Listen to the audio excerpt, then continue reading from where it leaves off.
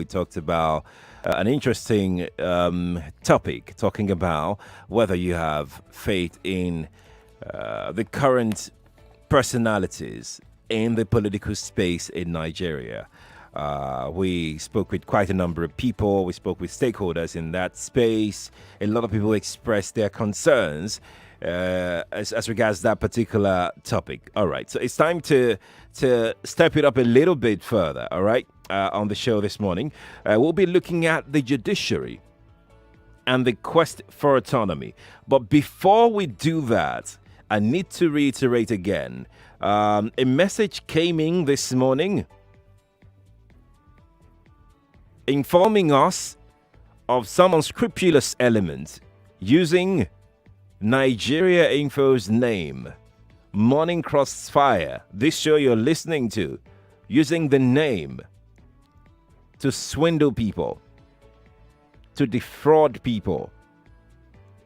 A message is being sent around in the name of this show, in the name of Nigeria Info, asking for bank details of people. Let me read the message in case you have it. It starts with hashtag Morning Crossfire. Please kindly forward your account details. We're looking into sending some token as a way to support our audience, as requested on the 13th of July during Morning Crossfire show with Sheriff Quadry. Oh, I should take it from the top. Let me take it from the top. Hi there. Good morning. This is Nigeria Info. Hashtag Morning Crossfire. Please kindly forward your account details. We are looking into sending some token as a way to support our audience, as requested on 13th July during hashtag Morning Crossfire show with Sheriff Quadry. It's a lie. Somebody is trying to use our good name and our activity to defraud people. So we will not allow you to do that. You will not do that. If you got any message like that, debunk it, disregard it, do not pay it any attention. All right? Fantastic. Now, shall we begin on the Morning Crossfire today? For many years, legal scholars have called for a complete independence of the judiciary, including financial autonomy for state courts. The judiciary, being the third arm of government, is responsible for the interpretation of laws. We know that. They are the custodians of the fundamental human rights of the people. They are the arbiter of disputes between the state and the federal government, between individuals as well. The judiciary, as fondly called, the last hope of the common man. In fact, the Nigerian Constitution acknowledges the importance of financial autonomy for each arm of the government. In our Constitution today, the Constitution made provision to safeguard this financial autonomy. I will not go into it. I will let lawyers talk about this. That's why we brought somebody that you know too well, Barrister Monday Ubani, former second vice president of the Nigerian Bar Association, joins me on the show this morning to discuss financial autonomy for the judiciary. We have a case in point that we'll be looking at in detail. Barrister Monday Ubani, good morning to you. My brother, how are you this morning? Good morning. It's good to see you again. Yeah, it is. How are you today? I'm doing okay. I'm doing fine. I'm doing very, very well. Let's talk judiciary and financial autonomy. You and I, we both know that this is a conversation we've had over and over and over again. Multiple, countless number of times that we've talked about this. But we cannot stop talking about it because things are still happening. Bryce Ubani, things are still happening in our faces that we see every day. Things that can actually easily compromise the integrity of the judiciary. Now, let me start this way. Safeguarding the autonomy and independence of the judiciary has been the subject in Nigeria. In fact, for many years. All over the world, Barrister Ubani, judiciary is the arm of government that citizens, everybody, always look up to in times of conflict, isn't it? And That's right. so why does it still appear that the judiciary is yet to gain full independence in Nigeria? I'm using appear because you're an insider. You can confirm it whether the judiciary has gained full independence or not. But why does it appear that way, that our judiciary is yet to gain full independence?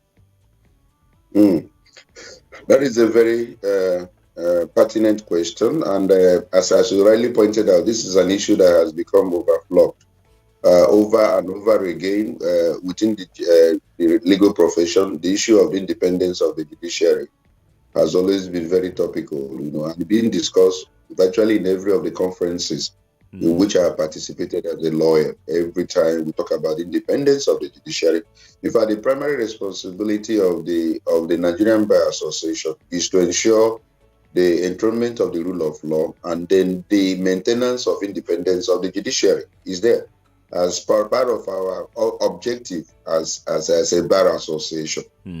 Here in African continent, and then to be more specific with Nigeria, we do not believe in building institutions, because when we have strong institutions, there are many things that is happening in this particular part of the world that would have been corrected. Having a very strong judicial system would have put a lot of things that have been anomalous in this country into proper perspective. But the people who have always held sway at the helm of affairs in Nigerian politics would not want strong institutions, do not want a strong judiciary, that can correct those things that have called abnormalities in the system. And that has been the problem. Is it for them? Is it, Barrister Ban, is it for them to want it or for it to be done? Which is it? It is the issue of political. Yeah, it's the issue of political way to allow things to be done properly. We don't allow things to be done properly here. The constitution, which you have mentioned, try as much as possible to make what you call specific provision as to how the budget of the three arms of government should be dealt with, including having what you call first line charge. First line charge means that for the executive, they should have their money, plan how to utilize their money for the interest of the country. The same thing with the legislative arm of government. They have first line charge, and their sum should be in the consolidated revenue fund, in which they can now plan how to disperse and probably, develop whatever they need within their own, circle. Right. The same thing with our judiciary.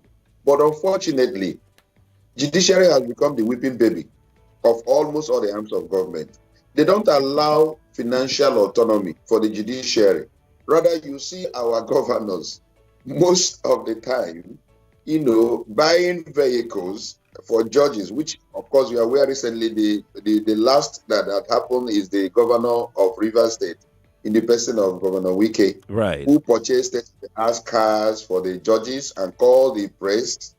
And of course, when they do this, the impression that is being given is as if they are using their personal money to buy these cars for the judicial officers, right, and then announce with so much fun and fanfare, that, we are taking care of the judges. We are, after their welfare. For God's sake, these monies were supposed to be given to them in order to actually now determine their priorities, whether they need those cars, whether they need physical infrastructure, whether they need the computerization of the judiciary and all that. They should be able to itemize their priority.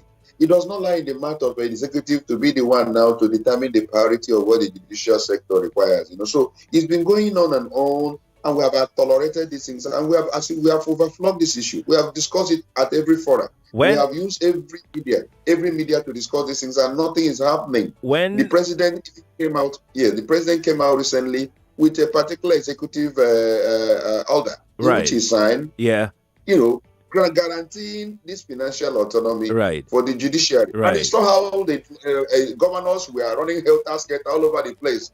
Even went to Aso Rock to go and tell President Buhari that he should suspend that particular executive order. And up to now, nobody has known what has happened to that executive order that the president has signed, guaranteeing financial autonomy I was going to come to that, but let's just stay there right now. The executive order, has anything changed? Barrister Ubani, you are in that space. Has anything changed since the signing of that order? I mean, with the recent event of Governor Wike buying vehicles for the judicial officers, if you ask me, I don't think anything has changed, because when that order was signed, I remember that some of us were very happy. Right. And we applauded and commended the president for what he has done to the judiciary. That is the right way to go, because he has always been there in the Constitution, but has always been observed in breach. So we were very happy with what the president has done. But unfortunately, there was another statement issued by the presidency saying that, okay, we need to hear what the governors are saying and all that. And in other words, it's like that executive order was put in abeyance. With the recent turn of event, with the governor buying vehicles again for the judiciary, it then means that the money of the judiciary is not actually going to them straight. That's what it depicts. Does that in any way compromise the actions, the activities of the judges? Because we're staying with River State now. He has built houses, quarters for the judges. Now he changed their car. He changed it, I think it was in 2016 when he bought the first one for them. Now he's changing it again in 2020. I mean, what position do you think this will put the judges? Put them in a very queer position, because who pays the piper is our local saying, the takes the tune. If a judge is being given such a generous in quotes, favor by a governor that is good-hearted, good-hearted also in quotes, that is very, very generous, and then who cares about their welfare? Right. All these things are in quotes, when you have an issue with the state government before the judiciary, it's normal and also a bit proper for you to show favor. If this man has taken time to do all this, give you a very beautiful quarter to live, give you a very expensive, one of the latest cars now, the SUVs in the world, at a very, very expensive thing, in order to take care of you, in order to ensure that your welfare is, well taken care of. It would be very wicked on your own part to give any judgment, boldly against that particular government when there is issue between you and the state government. So it shows that who pays the piper, they takes it too. So it compromises. The short and the summary of the entire story is that it compromises integrity and also the financial, the independence of the judiciary. There's no two way about it. But Barrister Bani, this is what is obtainable in most of our states, and you took the word right out of my mouth, because I was going to ask you whether we now have a compromised judiciary in Nigeria, not just in Rivers alone, in Nigeria, because this is what's obtainable. Is that what we have these days? And if that's so, then where does the phrase "the last hope of the common man" stand? We will be in problem if we allow certain things to fundamentally go wrong, because the foundation of everything is very key. Bible says, if the foundation be destroyed, what can the righteous do? If we don't get it right with what other nations have done in order to get their institutions working very effectively and properly, there is no way we can expect certain things to be done rightly here, because the foundation determines everything. What we're saying is that what are the things that other nations have done that have actually given the judiciary, very large latitude in terms of independence, and have been able to dispense justice without any fear of favor. And we have seen that part of the plan is granting them what we call financial autonomy. But here, we have refused to implement the constitution itself that actually guarantees the financial autonomy for the judiciary. And there is no way we will expect that we're going to have an independent and non-compromised judicial system if we don't do the right thing. So my position is this. Let's get the things that are normal, done, in our system. Build very strong institution and allow those fundamentals that guarantees, independence of the institutions to be there. If they're not there, there is no way we can expect something that is better to come out of a system that is clearly flawed. That is the issue, sir. Indeed. For those who are just joining us, please, you're welcome. If you're a lawyer, please join this conversation. We want to hear from you. Both senior and junior lawyers, you are very, very welcome to join this conversation because we're discussing the judiciary. How can we make our judiciary fully independent? That is the crux of the conversation this morning. Barrister Monday Ubani is via Skype right now joining us. You can actually watch Barrister Monday Ubani on Facebook and YouTube because we're streaming live on those two platforms. And yes, you can also drop your thoughts on how the best way you think the judiciary can attain full autonomy. Feel free to join us on Facebook and YouTube. You just search for Nigeria Info 99.3. That is Nigeria Info 99.3 on those platforms. Drop your comment. Let me know what you think about this conversation today, particularly if you are a judicial staff. If you work in that space, if you're a lawyer, feel free to send us your thought and let's know what you think as regards. If you want to be anonymous as well, feel free to tell me exactly what you think about judiciary and the quest for autonomy. To be very, very interesting to hear from you. If you like be anonymous, it's okay. One more thing though, you can tweet me at Nigeria Info FM. Let me know what you think about this conversation that we're having this morning at Nigeria Info FM on Twitter. Send me your WhatsApp message on 0809 597 5805. That is 0809 597 5805. Let's take a few calls this morning. David is joining us from Ibejuleki. David, good morning to you. Good morning, Sheriff, once again. Good. Yeah. I quite appreciate your guest.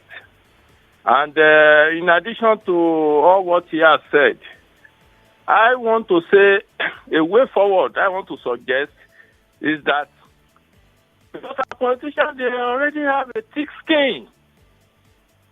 And we need to make the office of the Accountant General to be independent. And we now ensure that we always have the Accountant General of the state. Then we always you mean the Attorney General? No, not the Attorney General. The Accountant General will distribute the money. Okay. When the budget is passed. Are you with me? Then we now make sure that we have a balanced budget and give a percentage that we go to the hands of government so that nobody will be able to use any trick again. Let each arm have his own money and you know what he needs most to spend money on. And they will spend it accordingly. Hello? Thank you, David. We really appreciate your thought. Let's speak with Vincent, who is in Apapa. Vincent, good morning to you. Hello, good morning to you and to your guest. Good morning. To me, I think for the masses because everything being played at is the masses are suffering it. The masses and especially the opinion mothers. The elder assessment. You can see all of them. They have gone cold. The way protests were being held when Jonathan was there. And the CSO like enough is enough, and the rest of them. Democracy, what that Mr. Juan, rest of them. Let them come out and push because the problem is the executive. They have not got it.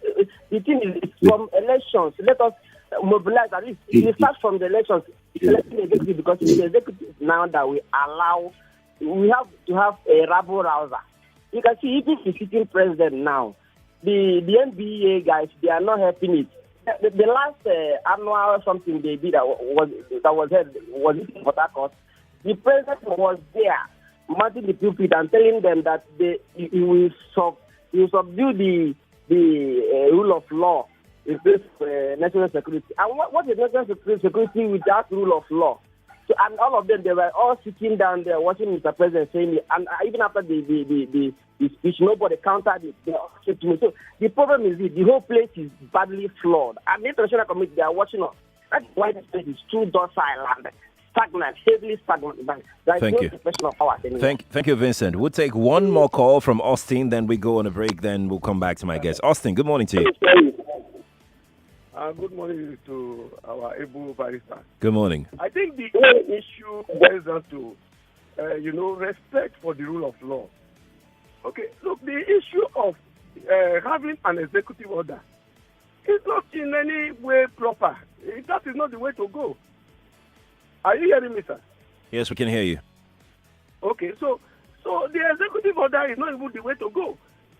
I would rather suggest that you show good example from the center.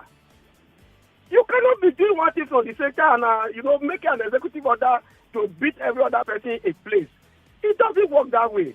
But when you show good example from the center as to respecting the rule of law, every other person will look at it and see that that is what it should be done.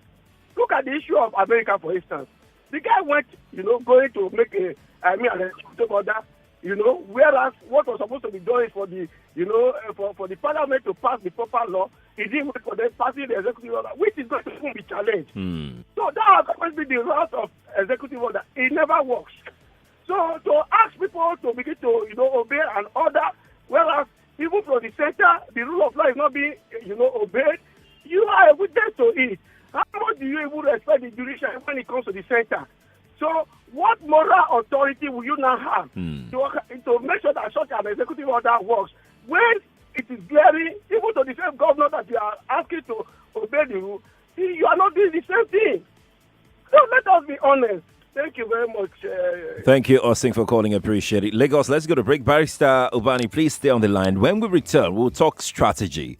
Whether the judiciary itself has done enough in terms of attain, because as far as we're concerned, Barrister Ubani, and you would agree with me, we have three arms of government. One shouldn't be more powerful than the other. They're supposed to check one another. But then again, one seemed to be the most powerful in this case. Why? Is it a case of strategy? What is really the problem? Right, so Vice Ubani, please stay on the line. Let's go on this short break. We'll be right back to take more of your thoughts. Stay here on the Morning Crossfire. Stay locked. Stay tuned to your favorite dial. 99.3 Nigeria Info. Let's talk.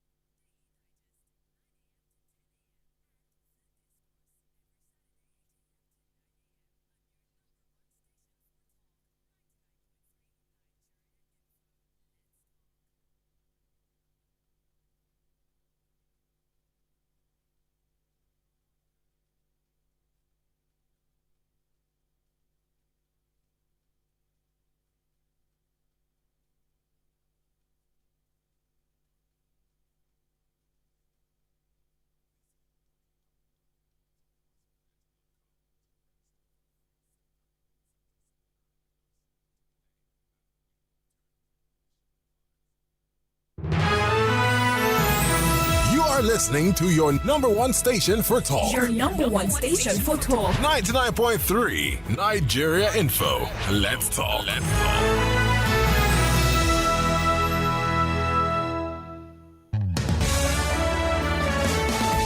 It is the Morning Crossfire on 99.3 Nigeria Info. I can see your comments and your thoughts. Welcome back to the show. We're talking judiciary and independence, autonomy of the judiciary, basically. And I have joining me on the show via Skype this morning, Barrister Monday Ubani, former second vice president of Nigeria Bar Association. He joins me via Skype. So you can watch us live on Facebook and YouTube and drop your comments there. Let me know what you think. Barrister Monday, thank you again for joining us. Let's talk about the reality. These three arms of government that we have, the executive, legislature, and the judiciary, they're supposed to check one another. That is what we're supposed to, the deal that we signed, that they're supposed to check one another. Is it a question of strategy that one is more powerful and in some cases dictates to the other two? What is the problem here? Barry Savannah, can you help us? Yeah, he started with the executive taking charge of the finances of the other two arms of government. And who, as I said earlier, pays the piper, he takes the tune. When you have not guaranteed the financial autonomy of the other arm of government, what happens is that the other arm go cap in hand, begging for finance, and cannot be very bold enough to start off by giving public judgment that is against you, by ensuring that they are very firm and courageous in some of their pronouncements against the government agencies or parastatals. Right. So the beginning is, whittling down their powers by denying them the financial.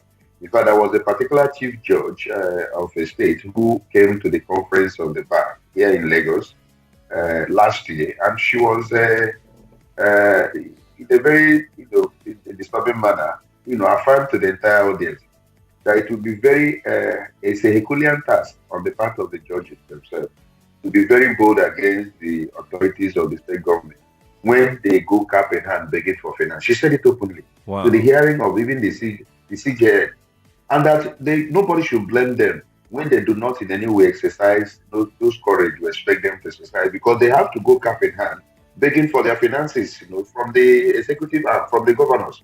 She said it openly.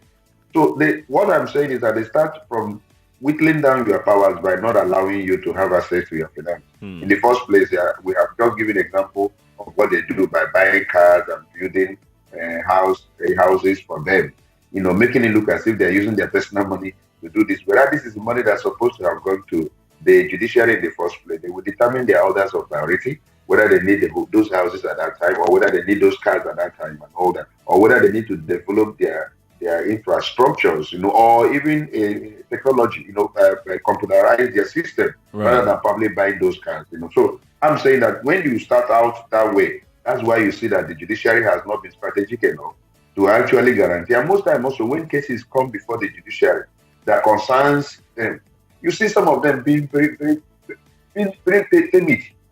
They become timid instead of giving courageous judgment that will actually send a signal to the executive and other arms of government that judiciary is independent. They don't. They give judgment that is very watery.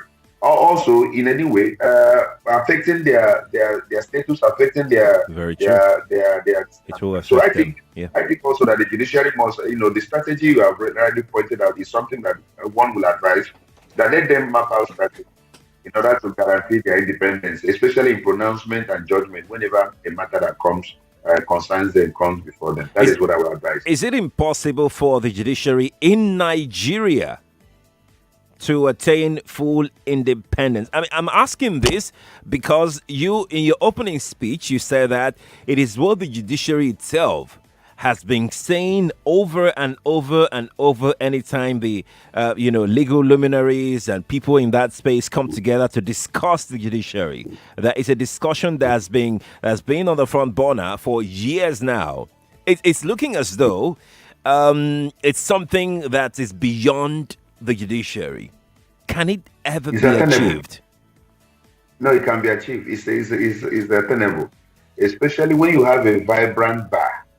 If you have a vibrant bar association that its primary responsibility and role is to protect the judiciary, comes up with a strategic plan how to attain the complete independence of the judiciary, it can be done.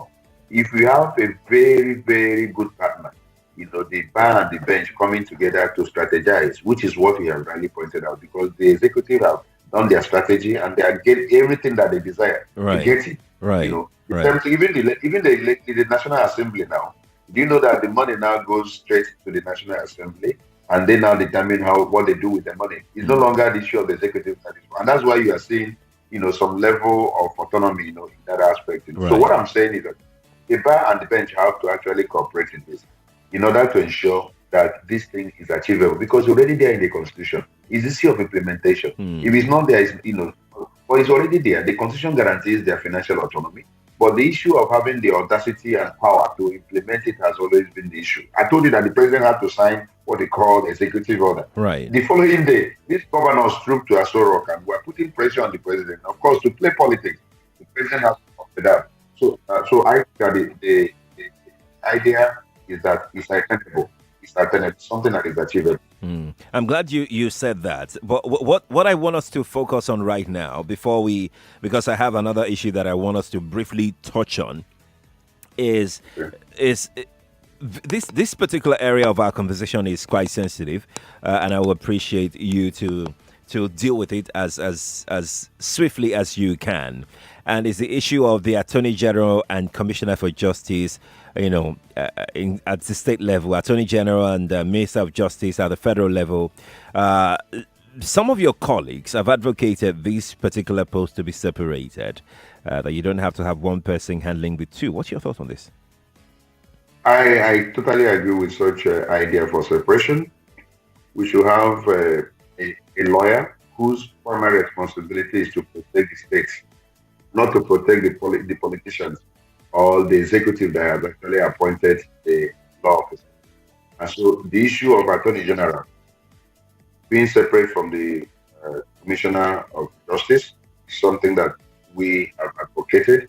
And I know that the new constitution that is being amended is taking care of this separation to ensure that we have a legal officer that doesn't in any way attach to any political office appoint or the person who appoints you, because who pays the price and most times he takes it too. Right. It's an appointee for a position. So we want to separate it. Maybe the Attorney General should be elective office. You were elected. And so you can even prosecute the government. You can even prosecute the president, or bring any charge against the president or the government as an Attorney General, because you are the chief law officer of the state and not a politician. So the commissioner or this thing can be a political office, but the Attorney General must be an office that should be separate from the other legal office that is also created by the Constitution. So we need to amend the Constitution to take care of that position, which is actually what is going on. So the reason I asked this question, Barrister Ubani, is a fact. It stemmed actually from the appointment of a chief judge. You know the processes, you know the things that must be done, but also your colleagues in that space have advocated that the chief judge should not be appointed by the executive. It should be a separate process entirely, taken care of by the bar, the bench, and everybody in that space, not the executive, because according to them, some arguments have opined that this is where compromise starts from. What's your thought on that? Well, the position of the Chief Justice of the Federation or the Chief Judge of the state, from the look of the Constitution, for what the Constitution has provided, involves the three arms of government. Because it's actually the Judicial Service Commission that does the recommendation or the selection first, then the NJC does the recommendations to the president, then the president now forwards the name for confirmation to the National Assembly at the federal level and to the State House of Assembly at the state level. So the appointment of the chief judge or the chief justice of the Federation involves the three arms of government, actually. What people are saying all along is maybe we can also exploit the idea of even electing these judges. That is an idea that is being contemplated, because that is actually what goes on in American judicial system. That is, they are elected. they're elected, and they people now make recommendation, make an input, into this and all that. But here, it is purely, the elites that actually, do all that. Even the appointment of judges. I think the vice president spoke about the appointment of judges recently, either 2 or 3 days ago. And he was also saying that there's going to be interference of the elites in the process of recruitment of judges into the judiciary. So there is issue we need to correct, but it used to be worse than this. Okay. It's even getting better. That now we can even know those, we can publicly, there is this issue of publication of those who are going to be appointed. So you can, even make some complaints or write a petition against the appointment of a particular job. Before, it used to be completely, utterly secret. You don't even know anything concerning the entire process. But now it's becoming a bit more transparent. But it is still falling short of the international standard. I mean, the best practices. We need to ensure that the elite do not in any way interfere, because there are many judges who do not have any interest in being a judicial officer that are appointed. Most of them, some of these AZs, some of these obas, some of these governors, some of these National Assembly members are the one recommending their relations, who are not one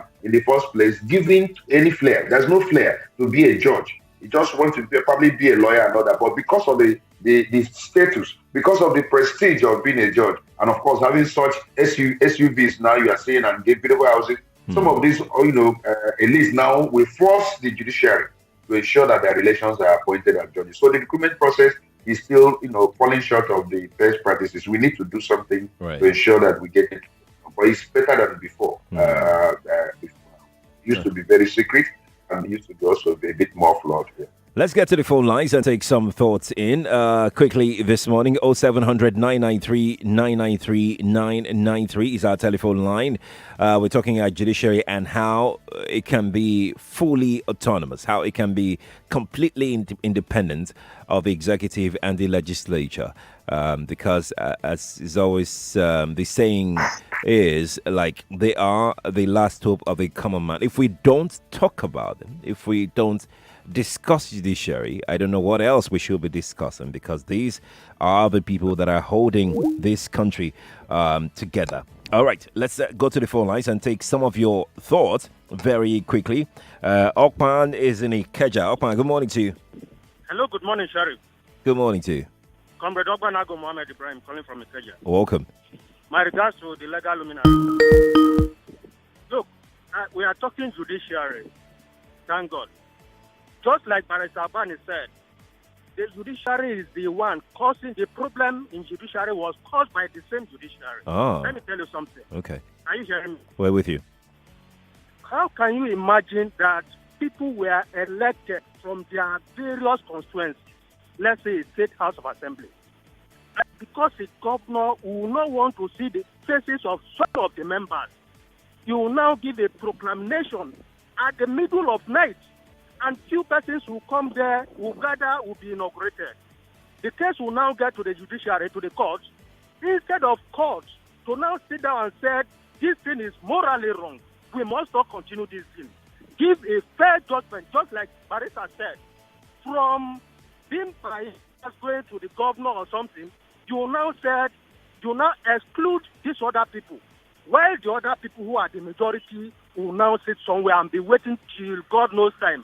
So the problem is the judiciary should be courageous enough to give judgment that the executive will not be able to look in them in the eyes and challenge them. And be bold enough. Akpan, thank you. Richard is in Lekki. Richard, good morning to you. Yeah, good morning, Terry. Good morning. Good morning, sir. Hi, sir. Yeah, good morning. Good morning, my brother.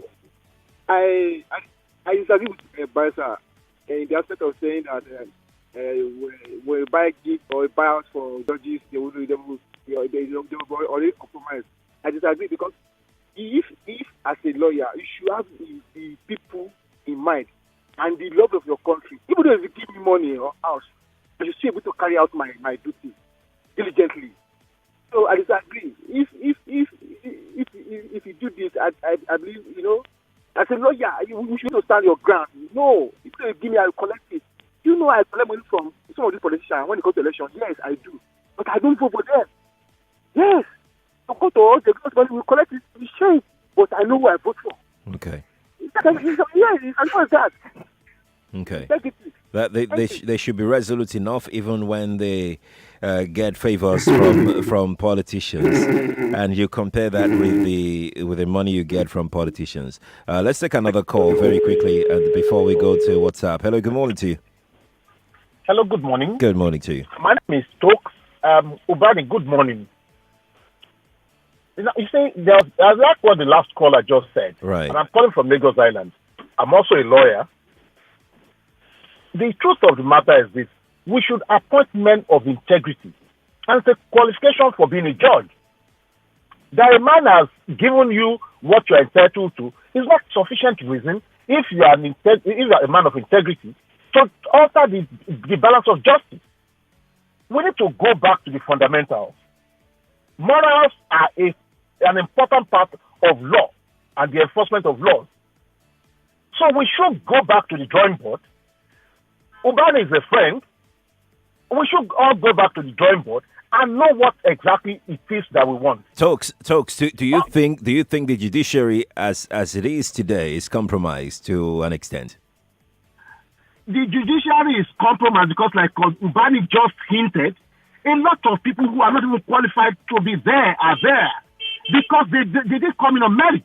It's about, okay, sheriff knows this person, okay, he's written a note, and then there are things that we shouldn't talk about, but because they are disgraceful. Yeah, and then we're talking about also the quality of the men there. Ubani knows where we're coming from. We know the way we were trained, and now all of a sudden we got a different thing thrown in our faces.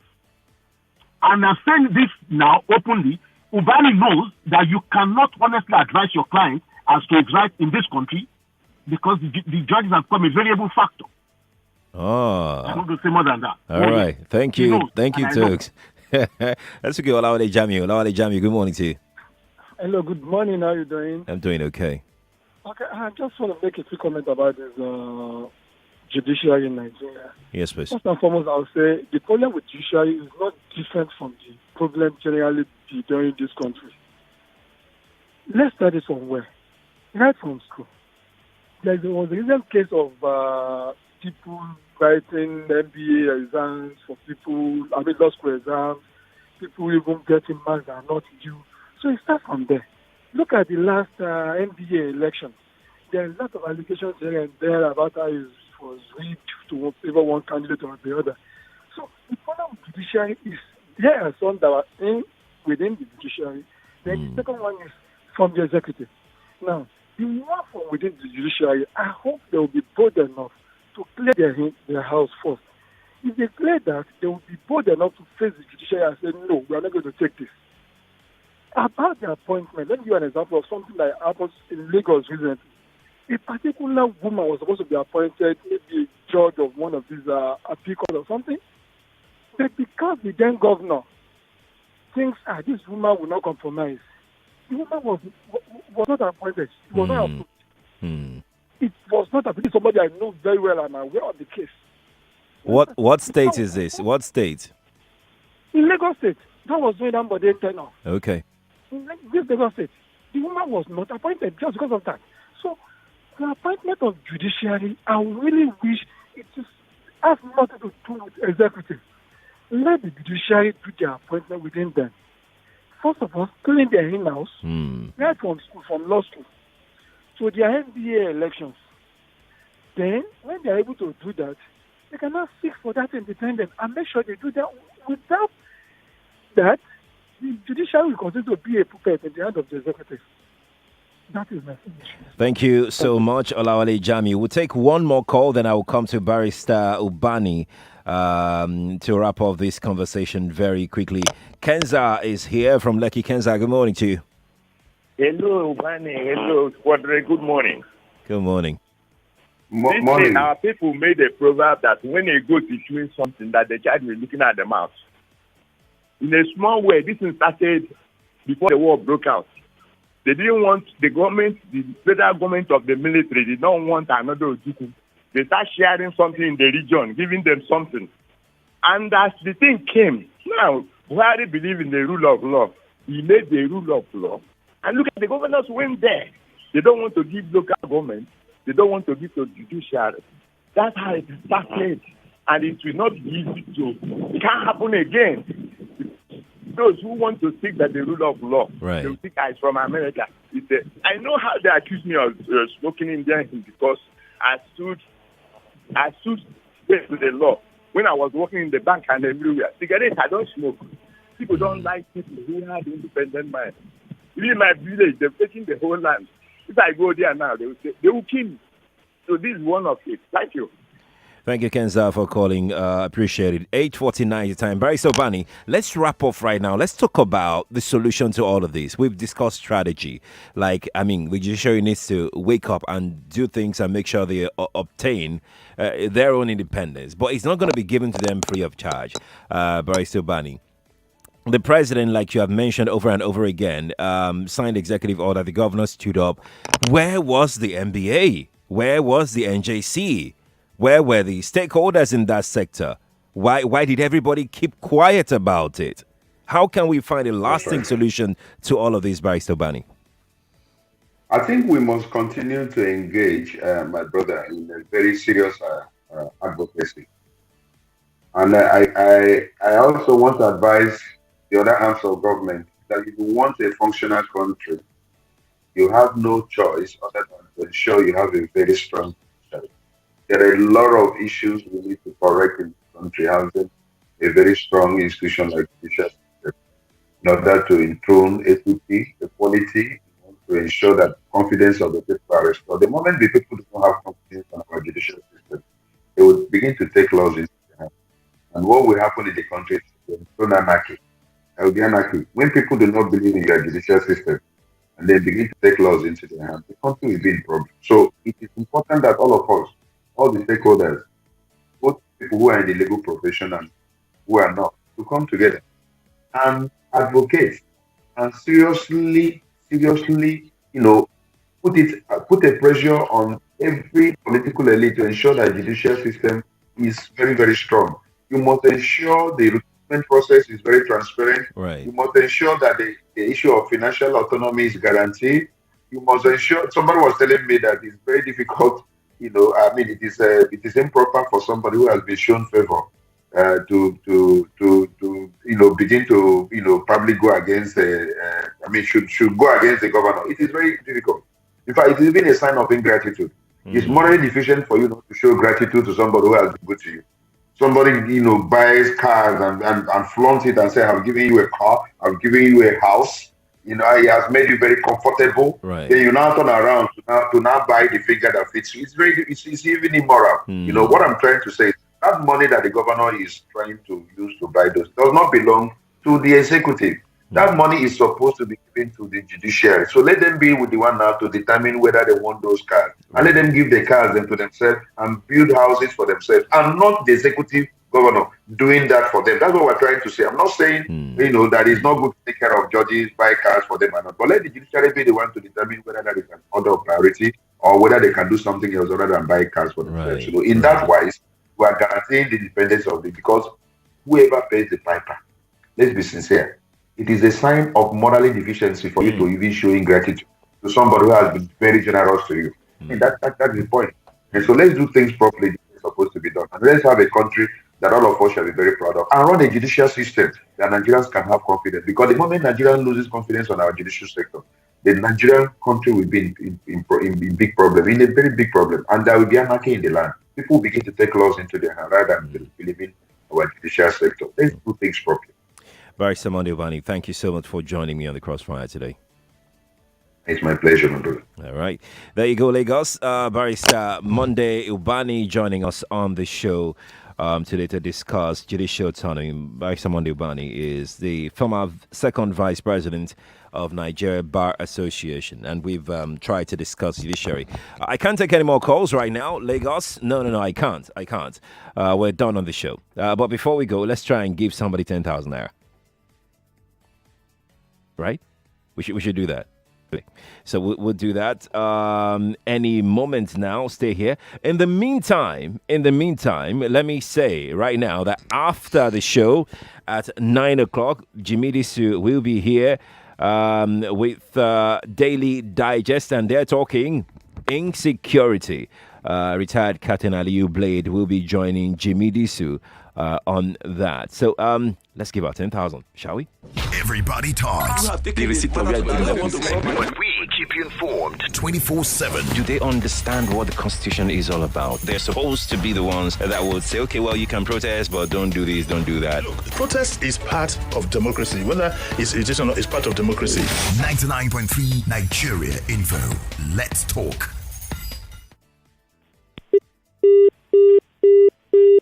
Oh, wow, what a lock. Hello, good morning to you. Yeah, good morning. Good morning to you. What's your name? Peter. Peter who? Peter Ako. What? Yeah, Peter Ako. Peter Ako. Yes. Peter Ako. Yes. Where you are, Peter, is very noisy. Okay. Is it okay now? Would you like to play just a minute? Yeah, is it okay now? Yeah. It's better now, Peter. You want to play just a minute? Yes, sir. All right, let's play. This is Just a Minute. Okay. Just a Minute on 99.3 Nigeria Info. Hello, Peter, your time starts right now. This is Just a Minute. The independence of the judiciary is in the Nigerian constitution according to my guest. Yes or no? Yes.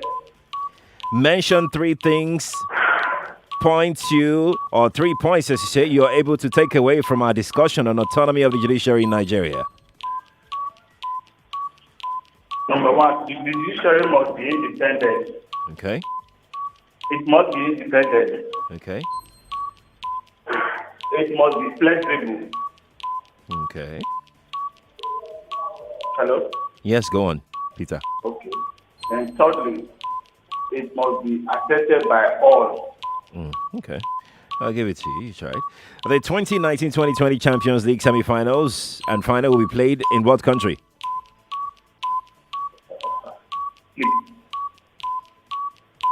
Where? Peter, where? What's your answer? I said skip. Oh, skip. Oh, sorry. Okay, so I will give you one last question because I didn't hear when you said skip. What is Nigeria Info's website? www.nigeriainfo.org. I'm sorry. So, Peter, just to be clear, you got 2 questions correctly. Just hang on, stay on the line. Your details will be collected right away. Oh, yeah. Peter's details being collected right now.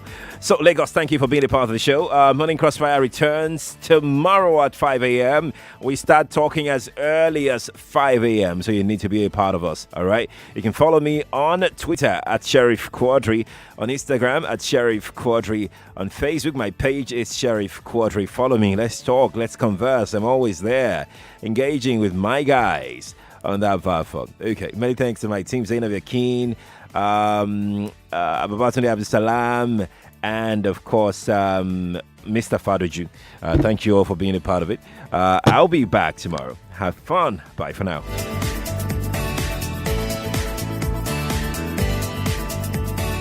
Information, the new currency.